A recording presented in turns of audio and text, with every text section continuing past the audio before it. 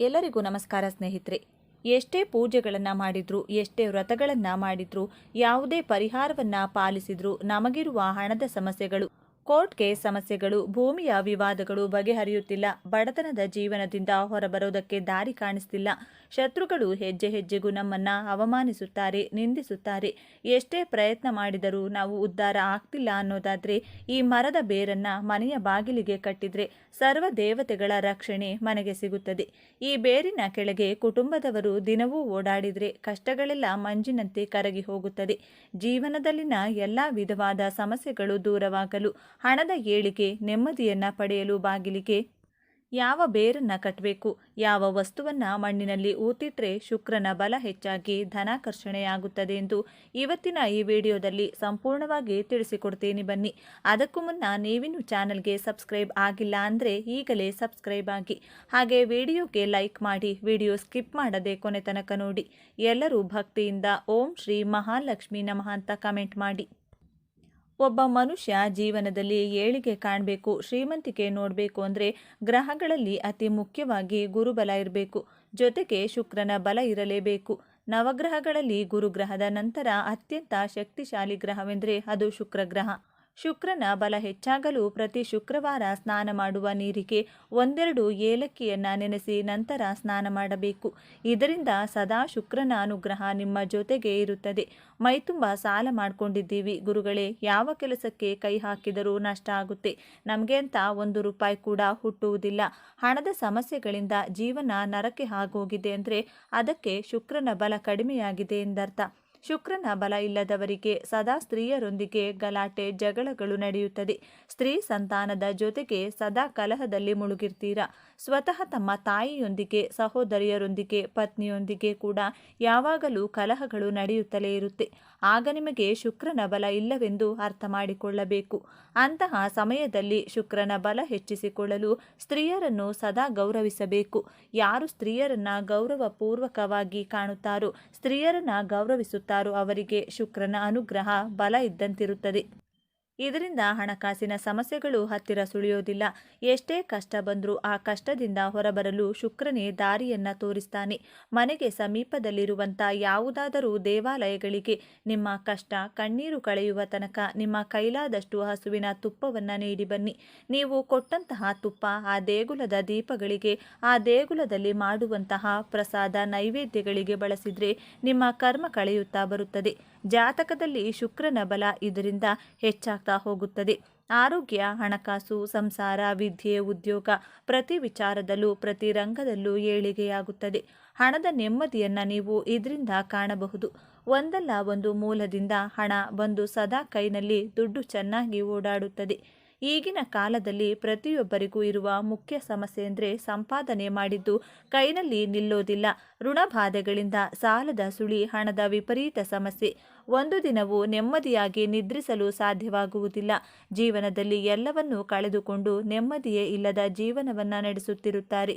ಎಲ್ಲ ಪರಿಹಾರಗಳನ್ನು ಮಾಡಿ ಇನ್ಮೇಲೆ ಯಾವುದು ಬೇಡ ಭಗವಂತ ಇಟ್ಟ ರೀತಿ ಬದುಕು ಬಿಡೋಣ ಅನ್ನುವಷ್ಟು ನೊಂದಿರುತ್ತಾರೆ. ಅಂಥವರು ಈ ಒಂದು ಬೇರನ್ನು ಸ್ಪರ್ಶಿಸಿದರೆ, ಮನೆಯ ಬಾಗಿಲಿಗೆ ಈ ವಿಧಾನದಲ್ಲಿ ಕಟ್ಟಿದರೆ ಅದ್ಭುತಗಳು ಜೀವನದಲ್ಲಿ ನಡೆಯುವುದಕ್ಕೆ ಶುರುವಾಗುತ್ತದೆ. ಮೊದಲಿಗೆ ಜನಾಕರ್ಷಣೆ, ಧನಾಕರ್ಷಣೆ ಆಗಲು, ನೀವು ಅಂದುಕೊಂಡಂಥ ಕೆಲಸಗಳು ಆಗಲು, ಎಲ್ಲದರಲ್ಲೂ ಯಶಸ್ಸನ್ನು ಗಳಿಸಲು, ಹಣದ ಸಮಸ್ಯೆಯಿಂದ ಹೊರಬಂದು ನಿತ್ಯ ಸುಖ ಜೀವನವನ್ನು ನೋಡಲು ನಿಮಗೆ ಸಮಯ ಸಿಕ್ಕಾಗಲೆಲ್ಲ ಪ್ರಯಾಣಿಸುವಾಗಾಗಿರಬಹುದು, ಊಟ ಮಾಡುವಾಗಾಗಿರಬಹುದು, ಸ್ನಾನವಾದ ಬಳಿಕ ದೇವಾಲಯಗಳಿಗೆ ಹೋದಾಗ ಆಗಿರಬಹುದು. ರೀಂ ಶ್ರೀಂ ರೀಂ ಎಂಬ ಶಕ್ತಿಶಾಲಿ 3 ಅಕ್ಷರದ ಮಂತ್ರವನ್ನು ಹೇಳಿಕೊಳ್ಬೇಕು. ಇದರಿಂದ ಯಶಸ್ಸಿನ ಆಕರ್ಷಣೆಯಾಗುತ್ತದೆ. ಮಾಡುವ ಕೆಲಸದಲ್ಲಿ ಯಶಸ್ಸು, ಮನೋಸ್ಥೈರ್ಯ ಕೂಡ ವೃದ್ಧಿಯಾಗುತ್ತದೆ. ಇದರ ಜೊತೆಗೆ ಮನೆಯ ಬಾಗಿಲಿಗೆ ಈ ಶಕ್ತಿಯುತ ಬೇರನ್ನು ಕಟ್ಟಬೇಕು. ಈ ಬೇರು ಯಾವುದೆಂದರೆ ಆಲದ ಮರದ ಬೇರು. ಈ ಬೇರನ್ನು ಯಾವುದೇ ದಿನ ಮನೆಗೆ ತಂದು ಒಂದು ಸಲ ಹಾಲಿನಿಂದ, ಮತ್ತೊಂದು ಸಲ ಶುದ್ಧ ಜಲದಿಂದ ತೊಳೆದು, ನಂತರ ಹಳದಿ ಕೆಂಪು ದಾರದಲ್ಲಿ ಕಟ್ಟಿ, ಬಿಳಿ ಅಥವಾ ಹಳದಿ ವಸ್ತ್ರದಲ್ಲಿ ಈ ಬೇರನ್ನು ಕಟ್ಟಿ ದೇವರ ಕೋಣೆಯಲ್ಲಿಟ್ಟು ಪೂಜಿಸಬೇಕು. ಮನೆಯ ಎಲ್ಲ ಕಷ್ಟಗಳು ನಿವಾರಣೆಯಾಗಿ ಉತ್ತಮೋತ್ತಮ ಫಲಗಳು ಪ್ರಾಪ್ತಿಯಾಗಲಿ. ಮನೆಯ ಸದಸ್ಯರಿಗಿರುವಂಥ ಅನಾರೋಗ್ಯದ ಸಮಸ್ಯೆ, ಸಾಲದ ಸಮಸ್ಯೆ, ಅದೃಷ್ಟದ ಕೊರತೆಗಳನ್ನು ದೂರ ಮಾಡಿ ರಕ್ಷಿಸು ಎಂದು ವಿಷ್ಣು ನಾಮಸ್ಮರಣೆ ಮಾಡುತ್ತಾ ಬೇಡಿಕೊಳ್ಬೇಕು. ನಂತರ ಈ ಬೇರು ಕಟ್ಟಿದ ಮೂಟೆಯನ್ನು ಮನೆಯ ಹೊರಭಾಗ ಬಾಗಿಲಿನ ಮೇಲ್ಭಾಗದಲ್ಲಿ ನೇತು ಹಾಕಬೇಕು. ಇದರಿಂದ ವಿಪರೀತವಾಗಿ ಧನಾಕರ್ಷಣೆಯಾಗುತ್ತದೆ. ಮನೆಯಲ್ಲಿನ ಎಂಥದ್ದೇ ಕಠಿಣ ಸಮಸ್ಯೆಗಳು ಶೀಘ್ರವಾಗಿ ದೂರವಾಗುತ್ತೆ. ಇದಕ್ಕೆ ಕಾರಣ ಏನು ಅಂತ ನೋಡೋದಾದರೆ, ಆಲದ ಮರ ಶ್ರೀ ಮಹಾವಿಷ್ಣು ದೇವರ ಸ್ವರೂಪ. ಪ್ರಳಯ ಕಾಲದಲ್ಲಿ ಸೃಷ್ಟಿಯು ಜಲದಿಂದ ತುಂಬಿ ಹೋದಾಗ ಮುದ್ದು ಕೃಷ್ಣನು ಆಲದ ಮರದ ಎಲೆಯ ಮೇಲೆ ಹೆಬ್ಬೆರಳನ್ನ ಬಾಯಲ್ಲಿಟ್ಟುಕೊಂಡು ದರ್ಶನವನ್ನ ನೀಡಿದ್ದನು.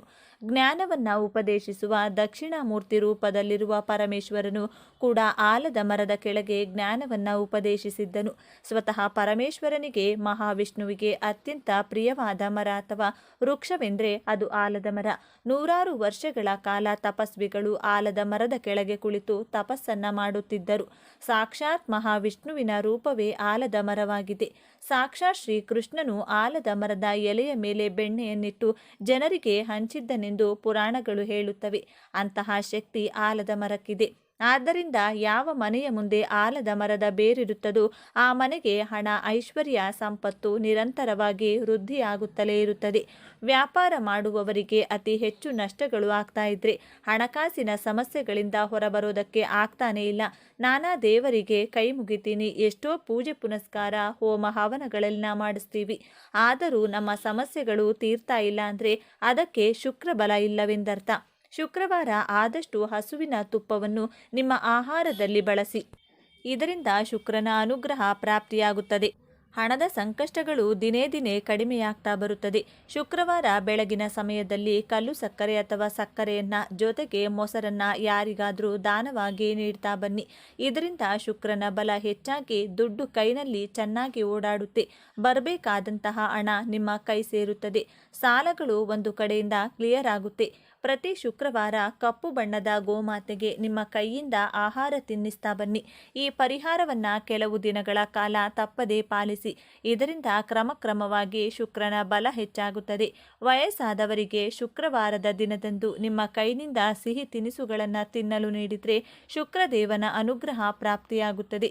ಇಷ್ಟು ದಿನ ನಡೆಯುತ್ತಿದ್ದಂತಹ ನಷ್ಟ ಕಷ್ಟಗಳ ಪ್ರಮಾಣ ಕಡಿಮೆಯಾಗಿ ಸುಖಜೀವನ ಪ್ರಾಪ್ತಿಯಾಗುತ್ತದೆ. ಇನ್ನು ಅತಿ ಮುಖ್ಯವಾಗಿ ಬೆಳ್ಳಿ ಲೋಹದಿಂದ ಒಂದು ಚಿಕ್ಕ ವೃತ್ತಾಕಾರದ ಪೆಂಡೆಂಟ್ನ ಮಾಡಿಸಿಕೊಂಡು ಸದಾ ನಿಮ್ಮ ಪರ್ಸ್ನಲ್ಲೋ ಜೇಬ್ನಲ್ಲೋ ಇಟ್ಟುಕೊಂಡು ನೋಡಿ. ಆವತ್ತಿನಿಂದಲೇ ನಿಮ್ಮ ಜೀವನ ಸಂಪೂರ್ಣವಾಗಿ ಬದಲಾಗುತ್ತದೆ. ಈ ವಸ್ತು ನಿಮ್ಮ ಜೊತೆಗಿದ್ದು ನೀವು ಮಾಡುವಂಥ ಯಾವುದೇ ಕಾರ್ಯಗಳಲ್ಲೂ ಯಶಸ್ಸು, ಹಣದ ಸಿಹಿ ಖಚಿತವಾಗಿ ಸಿಗುತ್ತದೆ. ಶುಕ್ರನ ಅನುಗ್ರಹದಿಂದ ಸರ್ವ ವಿಧವಾದಂತಹ ಶುಭ ಫಲಗಳು ಪ್ರಾಪ್ತಿಯಾಗುತ್ತೆ. ಶ್ರೀಮಂತಿಕೆ ಹೆಚ್ಚಾಗ್ತಾ ಹೋಗುತ್ತೆ. ಪ್ರತಿ ಶುಕ್ರವಾರ ಶುಕ್ರಬಲ ನಿಮಗೆ ಸಿಕ್ಕಿದೆ ಎಂದು ಅನುಭವ ಆಗೋ ತನಕವೂ ಆದ ನಂತರವೂ ಬಿಳಿ ಬಣ್ಣದ ವಸ್ತ್ರವನ್ನು ಬಳಸುತ್ತಾ ಬನ್ನಿ. ದೇಹವನ್ನು ಶುಚಿಯಾಗಿಟ್ಟುಕೊಂಡ್ರೆ ಶುಕ್ರನ ಬಲ ಹೆಚ್ಚಾಗುತ್ತದೆ.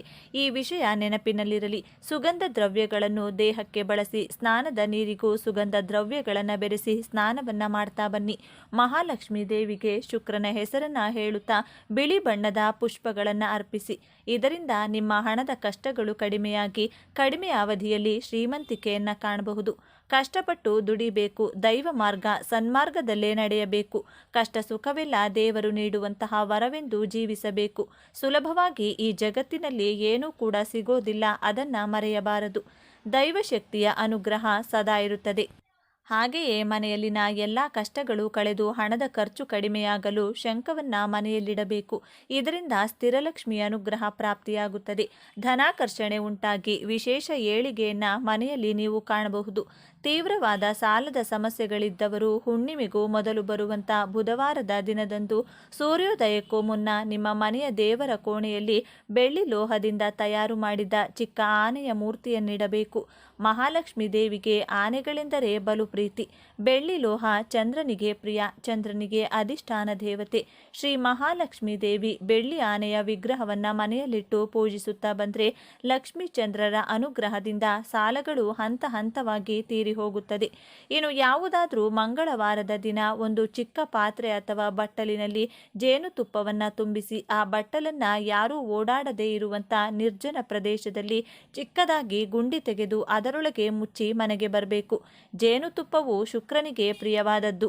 ಈ ಕೆಲಸ ಮಾಡೋದ್ರಿಂದ ಶುಕ್ರನ ಬಲ ಹೆಚ್ಚಾಗುತ್ತದೆ. ಜೇನುತುಪ್ಪದ ಬಟ್ಟಲನ್ನ ಎಲ್ಲಾದರೂ ಹೂತಿಡಲು ಸಾಧ್ಯವಾಗದಿದ್ರೆ ದೈವ ವೃಕ್ಷಗಳ ಕೆಳಗೆ ಇರುವೆಗಳಿಗೆ ಆಹಾರವಾಗಿ ಹಾಕ್ತಾ ಬರಬೇಕು.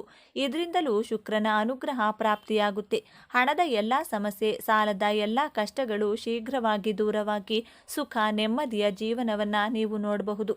ಇನ್ನು ವ್ಯಾಪಾರಸ್ಥರು ವ್ಯಾಪಾರ ಚೆನ್ನಾಗಿ ನಡಿಬೇಕು. ನರದೃಷ್ಟಿ, ಅಕ್ಕಪಕ್ಕದ ಅಂಗಡಿಯವರ ದೃಷ್ಟಿ ದೂರವಾಗಿ ಚೆನ್ನಾಗಿ ವ್ಯಾಪಾರ ಆಗಲು 7 ಲಡ್ಡುಗಳಿಂದ ಮನೆಯವರ ಕೈನಲ್ಲಿ ದೃಷ್ಟಿಯನ್ನ ತೆಗೆಸಿಕೊಳ್ಬೇಕು. ಹೇಗೆಂದ್ರೆ 7 ಲಡ್ಡುಗಳನ್ನ ಕೈನಲ್ಲಿ ಹಿಡಿದು ನಿಮ್ಮ ತಲೆಯ ಸುತ್ತ 3 ಬಾರಿ, ಎಡಭಾಗದಿಂದ 3 ಬಾರಿ, ಬಲಭಾಗದಿಂದ ಸುತ್ತಿ ನಂತರ ಆ 7 ಲಡ್ಡುಗಳನ್ನು ಗೋಮಾತೆಗೆ ಅಥವಾ ಮೂಕಜೀವಿಗಳಿಗೆ, ಶ್ವಾನಗಳಿಗೆ ಆಹಾರವಾಗಿ ನೀಡಬೇಕು.